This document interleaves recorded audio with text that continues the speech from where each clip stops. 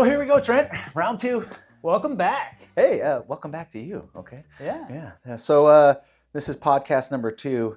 It feels like podcast number 7. I think so. They just kind of flow through. Well, we do so much talking. I talk to Trent basically every day, so it's not like a day goes by where we don't talk. I mean, maybe Sundays. Definitely Sundays. So today's topics. I mean, I didn't do a whole lot of research, but I did come across some stuff that kind of baffled me. First of all, the few questions we got that I got personally messaged about this about our podcast actually is that for one, we had good rapport together, but for two, everybody was like, "Where are you?" Where are we? Yeah. Talking all about Florida. Where are you guys? Where are you? Or well, I think they mean is like, where are we filming at? Oh. So, yeah, we are actually in the Mpire headquarters, and actually, I'll kind of do a walk around, and maybe I'll pop it in on this video. This is only the conference area and studio. See Mpire Studios. There's a Harry Potter room behind me that I did not show because the office staff is in there. But here's the Jurassic World room that I was speaking about or will speak about. Still got the Christmas decorations up. With moving offices, they're just not in a hurry to put stuff down and move stuff and repack stuff, and they've already rented out some of the offices. Here we go, podcast room.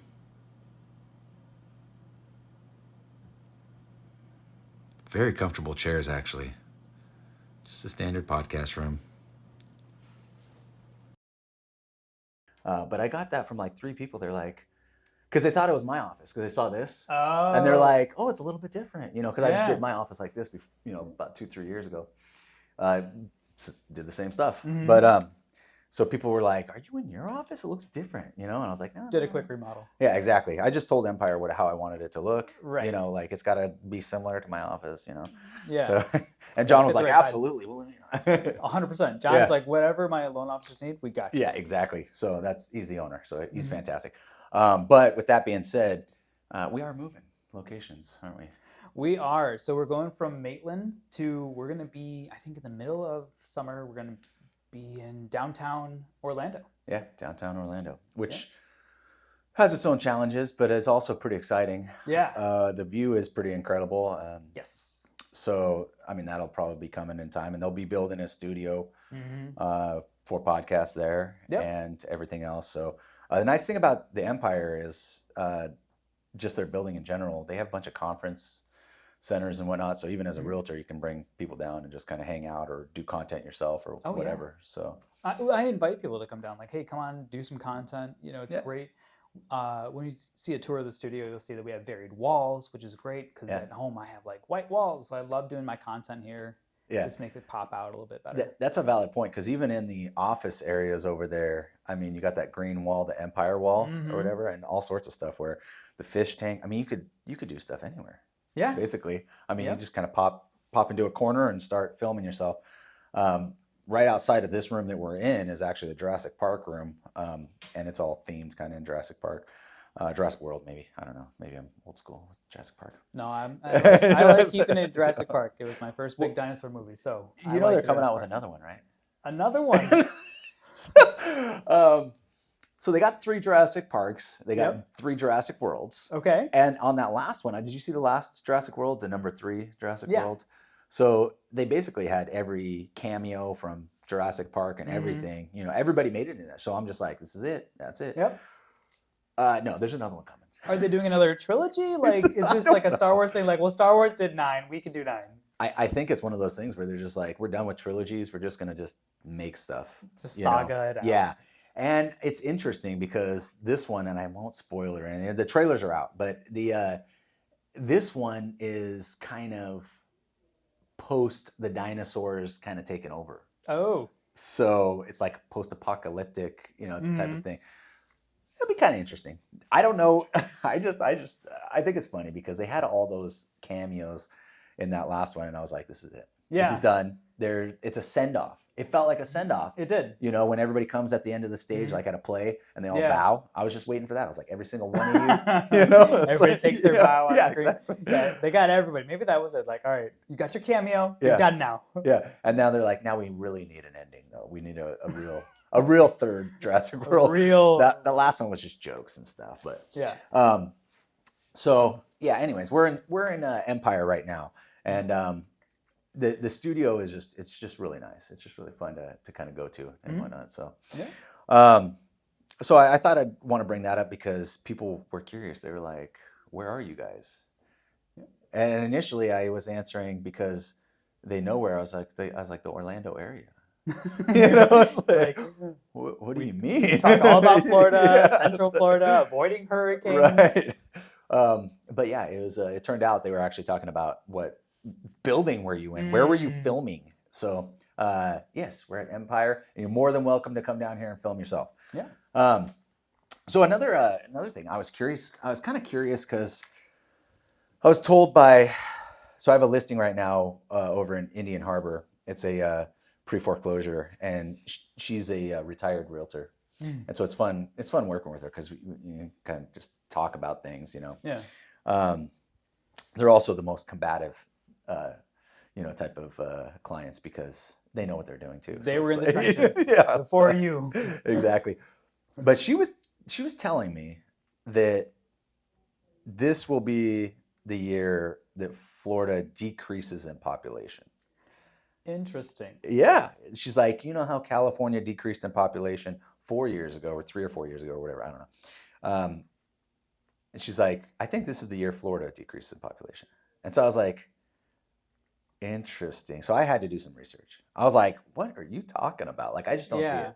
You know, like for one, the amount of builds we have going on and everything, I can't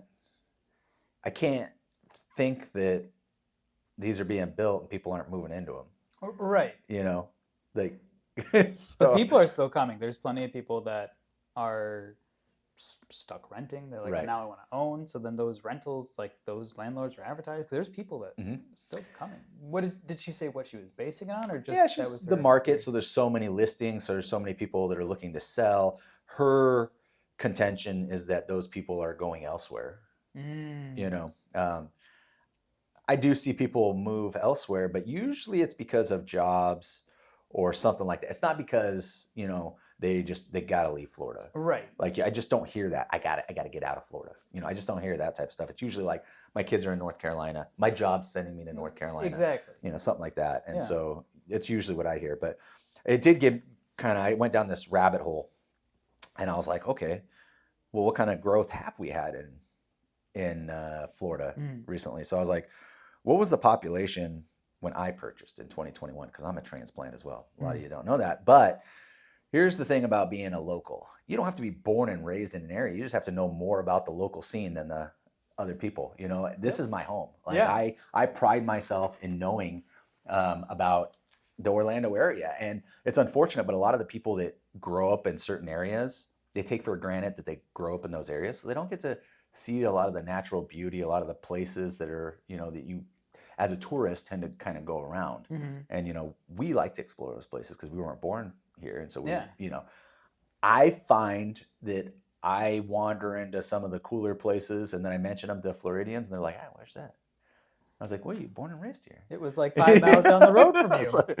You see, I was going to ask you where that place was, but apparently you're going to ask the transplant. You know? So anyways, that's you know, just something completely different. But as a transplant, I was like, okay, in 2021, what was the population? It was 21,831,949. Exactly that number. That's good. So, part of it, well, part of it too was like they're giving exact numbers. I was like, where do they get this data source? And then I was like, okay, you scroll down to the bottom. Always, it's the U.S. Census Bureau population estimates. Okay. And I was like, okay, so what do they estimate these? You know, do you have any idea what they do the estimates on? Based on like previous trends and maybe like after they ask, there's the whole census thing that happens every 10 years, right? Every 10 years. But how do they figure out these yearly numbers from the U.S. Census Bureau? I'm gonna guess they have some math nerds that go, okay, in this decade it was this, and this decade it this, and they go, whoop, this is the chart. Yeah, you might be right because they would not tell me. I went all over the U.S. Census Bureau and I was like, they will tell me how they break down where they get these numbers. Because in my head, I'm like, okay, is it driver's licenses or is it taxes? People are claiming this state, you know? These numbers just came out at the end of 2024, so, or I guess maybe early 2025. But so these are fairly accurate, but I don't know where they get the numbers. But anyways, that was kind of one of those things. I was like, once again, you can't ever figure out where they're, getting the numbers actually from. Yeah, exactly. It's like, anyways, so 2022 went up. Oh, and that was up 1.11% from 2020. Okay. So, and 2020 from 2019 was fairly close. There wasn't a whole lot of growth. I think it was like 0.3% or something. Okay, a little bit. Yeah. So then this went up 1.11, and then from 2021 to 2022, the population was 22,379,000, and it went up 2.51. So there was a huge growth between 21 and 22, which we kind of knew about. Yeah. That's when we were all just like, oh, this is so much fun. Yeah. COVID's happening. Everyone's like, I can be remote Yeah. anywhere. And yeah, call me up anywhere and we'll get stuff done. And people are still making money. It was great. Yeah. And then we shifted into 2023. Okay. Apparently, we still had people coming in. In fact, 2.35% up from 2022. So we're almost at 23 million at that point. And by 2024, we're at 23.4 million almost, and it's up a little over 2%. So in order to go down in 2025, we'll have to buck this trend like crazy. I guess so. The people are gonna be like, I think it's too crowded. I'm leaving out. I mean, that is part of it, but there's so much open land. I mean, we're all highly condensed into the kind of the city areas. Which, do you know how many people are in Orange County? I don't know Orange County. I heard a statistic one time that said like Orlando was gonna double by 2030. Yeah, I read that too, and it's interesting because the city of Orlando only has, I think, like 350,000 people. Okay. So maybe it was the Central Florida area. Yeah, it's. I think Orange County in general is like that, but like where they're going to double. But how many are in Orange County? 1.5. Okay. So, but Orange County is a fairly small county. Like it's the metropolitan Orlando area. Orlando's exactly in the middle, and then you got all the towns around it, and that makes up Orange County. Oh, okay. That's not so big. Yeah. So it's interesting that the city of Orlando only has 325, but all those surrounding areas that make up Orange County consists of 1.472 million. So that's a lot, and that's actually more people than a lot of the states. Than a lot, like Wyoming. That's way more people than Wyoming has, just in this condensed area.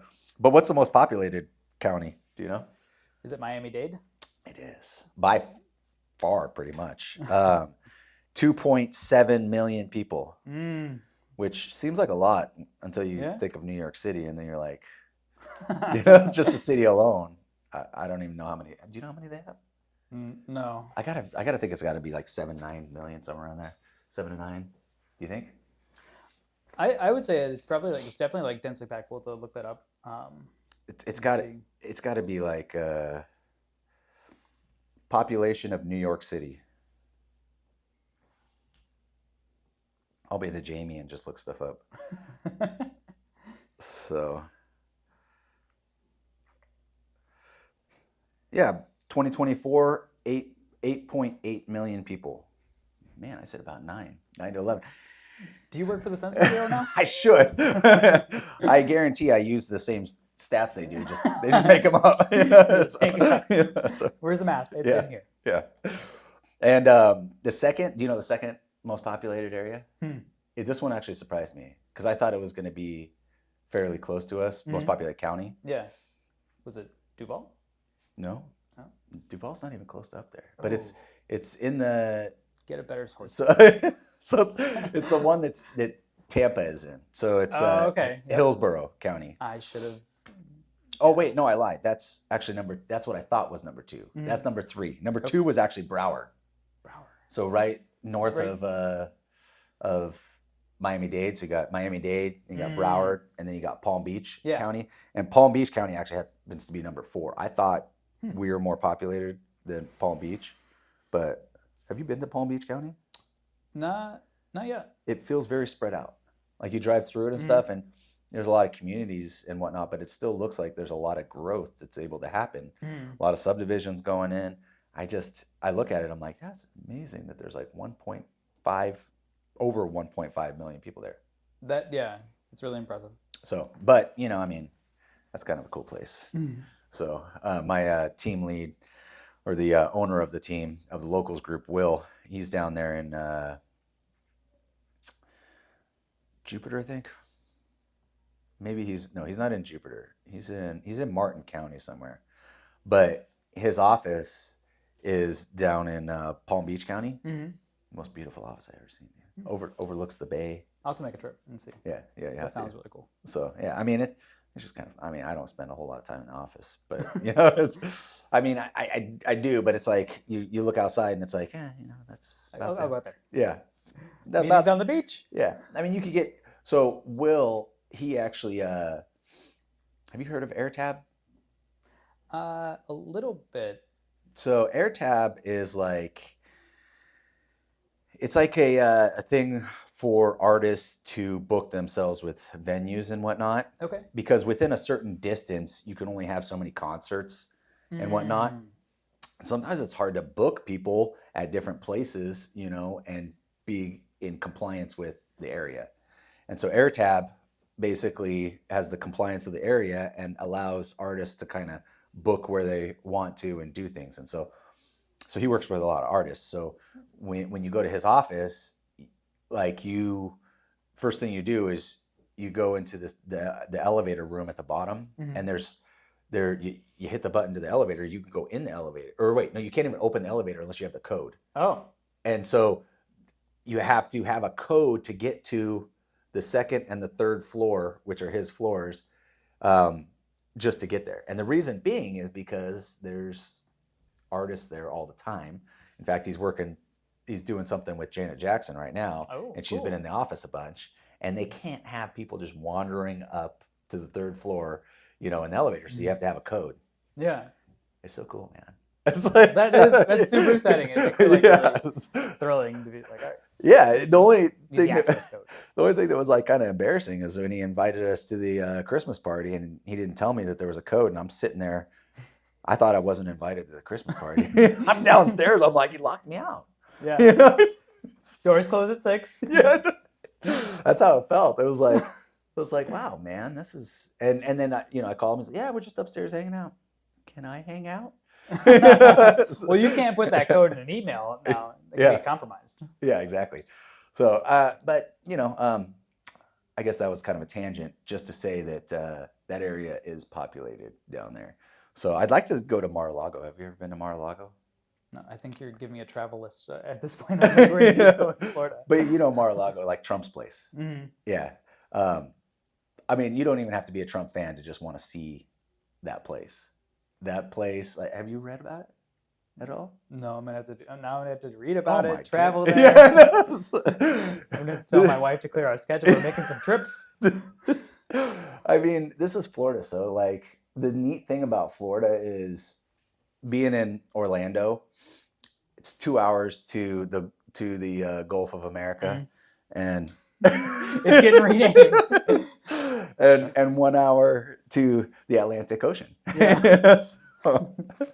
So we really could go wherever we want. Yeah. I mean, we're so centrally located. We could go down to Miami. I went to a listing appointment in Palm Beach because we have a listing down there. And it was about 2.5 hours, but it's such a fun drive to just go down there, and then you're just hanging out with the client, and you're just kind of seeing the area and different things. And it's like, why not? Yeah. So I do think that's one of the benefits of Florida. I feel like Florida's easier to travel than most states. What do you think? I agree. I think the one thing that threw me off, because I'm a transplant from Illinois, is we used to use a lot of inner roads, and highways were optional. Maybe you take the tollway, maybe you take the inner road a little bit.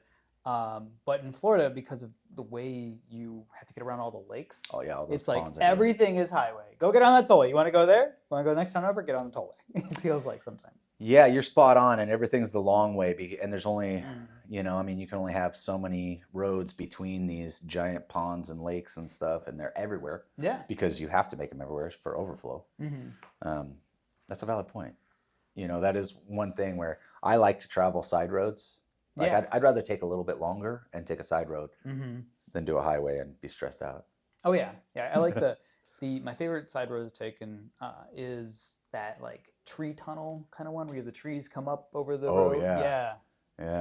That's just beautiful, and you get a lot of that, and you get it year round here in Florida too. It's true. It's true. I love those neighborhoods where you're driving in and you got the oaks and they come together, and it's just you're just driving in and you're just like, I love this. Yeah. It's a classic feel. Yeah. I love it. I don't think I like it as much as just seeing palm trees.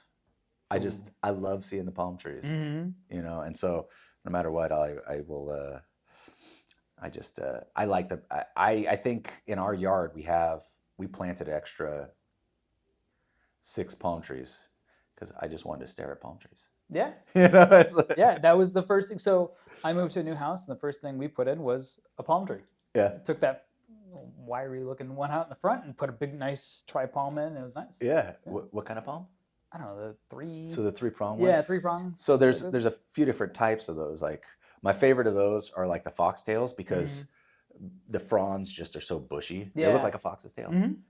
So, and they can come in 1, 2, 3, or multiple, shoots. Yeah. Those are cool. Yeah. Did you know that they're not technically trees? Palm trees aren't trees. No? No, they're actually more closely related to like flowers and plants. So like that, it's not actually a trunk. It's actually like a stipe or a stem. Oh, okay. So maybe that's why my HOA was like, all right, but if you do this, you have to put in more than just like the one because you have to counteract the whole ecosystem. Like, what the tree provides, like probably. You take that out, you have to put in more palm trees because they're more plants. Yeah, because they're basically plants. Yeah, it's interesting. But when you look at them too, you're like, I could see that. Yeah. In the inside, it's not like they use, palm trunks to build anything out of. True. When you pull it apart, they're like striations, and so when they dry them and stuff, you can make rope out of it a lot easier than you can making a house. So, anyways, a little fun fact for you. Yeah. That was like the first thing I learned when I moved to Florida. I was so excited. I was telling every Floridian I ever met. I was like, "Did you know?" Yeah. They didn't know. No Floridians even care about palm trees. Yeah, we got those. Yeah. I grew up with them. Yeah. Like, oh, those pointy ones? Yeah. I've seen them. So, but anyways, that's what I came with today. I was just curious because like a lot of these conversations come from other people, and then I go down rabbit holes. Oh yeah, it's real easy to just do. You're like, when this, and leads in that, and leads in that, and then... Yeah, exactly. So I think the last thing that I am curious about, and I hate talking about rates, but what's speculation on this year? On this year? Yeah, for you, because I can tell you what I'm thinking, but I'm thinking we're going to see a lot of the same for about 6 months, and then towards the end of the year, we're going to see a drop off. Is really what I'm kind of seeing now. I don't think it's going to be a giant like plummet. I think you're going to see marginally better. I think you're going to see a lot more activity. People wanting to finally buy, get some of those listings that are hanging out there sold, and you're just going to have it where people are like, you know what, I'm a little more comfortable with this rate because they've been seeing them higher for so long. I think that's what we're kind of seeing. What's your take on it? Yeah, I think if we get into the 5s, I think everybody's going to be like, this is the best thing ever. I don't think we're going to get into the 5s this year. I think they're going to dangle a carrot in front of us. We're going to do a little bit of a yo-yo all year. I actually think we're going to have a slower first couple months.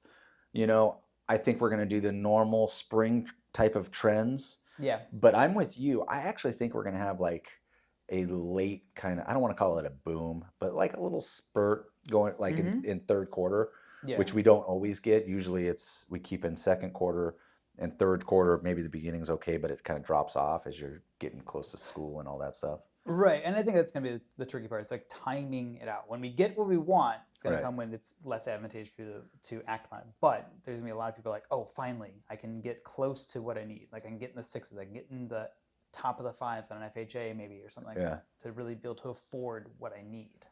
Yeah. But if they do that, there's going to be more buyers out there. True. Potentially prices going up. Well, I think you'll see more, a little bit of bidding wars going on, and you're going to lose out on concessions from sellers. Yeah. Like right now, there's a lot of conversations going around like, hey, your listing's been sitting for a minute. How do you feel about giving me some credit so I can ease up my closing costs? Right. Seller's like, great, I have a buyer. I'll do that. But when you have more buyers enter the market, you lose out on that. So your closing costs are going to be your closing cost. Yeah, you don't get the opportunity to be as creative when it's a busy market. When it's when it's a slow market, it's like, okay, what do we have to do to get the deal done? And you have more time to kind of work numbers and move things around.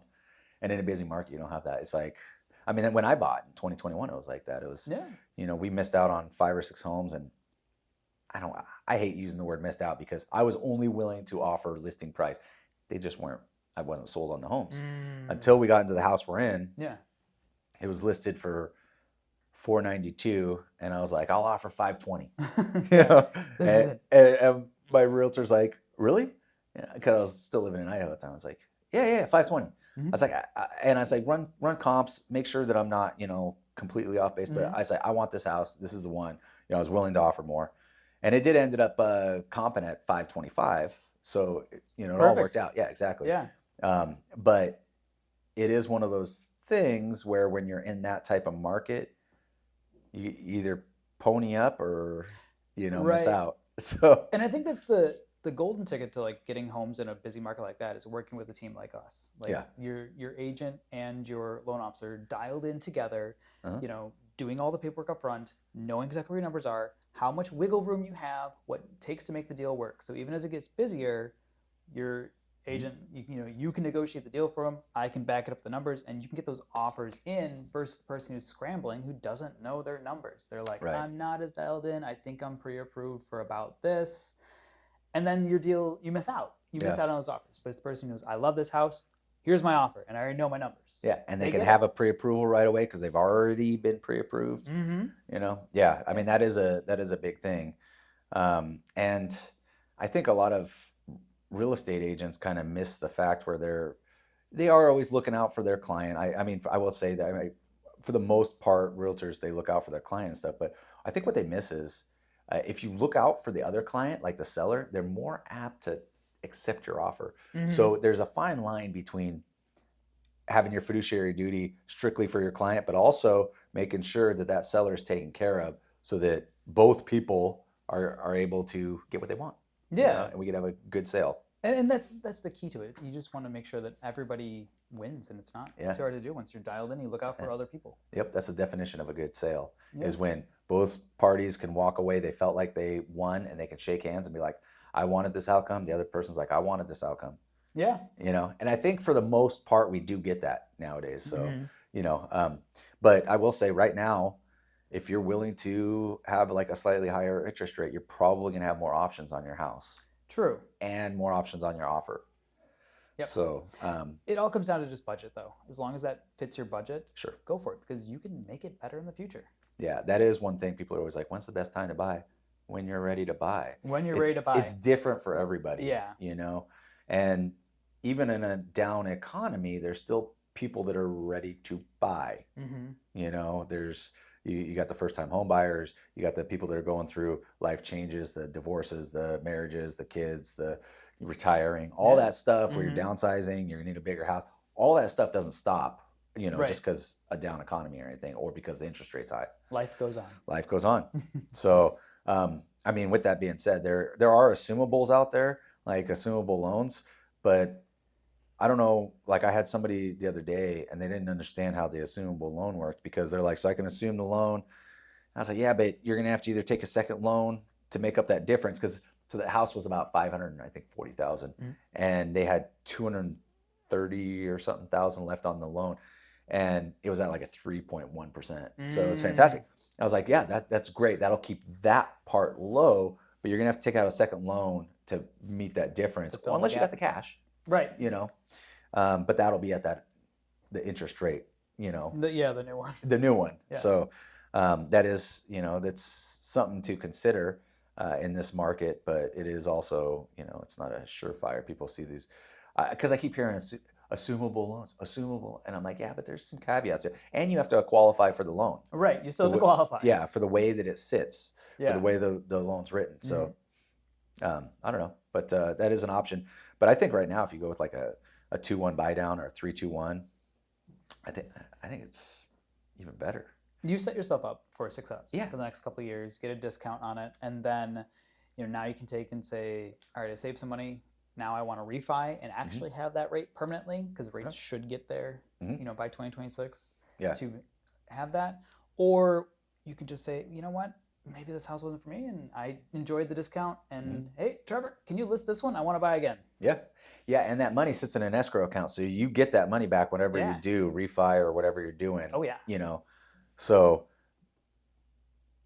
but there's still permanent rate buy downs though too, right? There are, but I've been telling a lot of my clients it doesn't make as much sense, permanent ones now, because whether the seller pays it or you pay it to buy down that rate, it still technically comes out of your pocket. Right. So if your closing costs are $50,000 and you get $10,000 towards a rate buy down, well, you could either say, yeah, I put $10,000 in my rate, now it's lower, or you could simply close with $40,000 out of pocket. And a lot of times it's better to keep your money in like a high yield or something, and then prepare for refinance, then buy it down even more and have an actually good rate, because they just don't pay off these days. Yeah, I mean, that makes sense, because unless you're going to stay in the loan for a long time, and most people refinance every, 2, 3, 4, 5 years, whatever. But unless you're going to stay in that loan for a long time, you're not going to get the benefit of buying that rate down. Right. So it, like, at least permanently, you just want a temporary solution for what's going on, and then hope that it gets a little bit better. And if it doesn't, you can figure something out at that time anyways, Exactly. And just consult the experts. Right. We're here for you. Yeah. So anyways, this was episode 2. I feel pretty good about this. Yeah, it's fantastic. I mean, we could talk for another hour if you want, but I think this is pretty good. Yeah, definitely. It was good. You think it was about 30 minutes? I think so. It's hard to judge. Yeah. I can't tell, but I don't really even care about the time. I'm just curious. I'm just thinking, timing it out. Yeah, 30 minutes in my head, it seems like a doable where people will listen, and then maybe even still listen to this banter at the end. Right. So yeah. So, anyways, I'm Trevor. I'm Trent. I'm with the Locals Group and Mpire Financial. I'm with Mpire Financial. And we'll catch you on the next video. See you later. See you next time. See ya.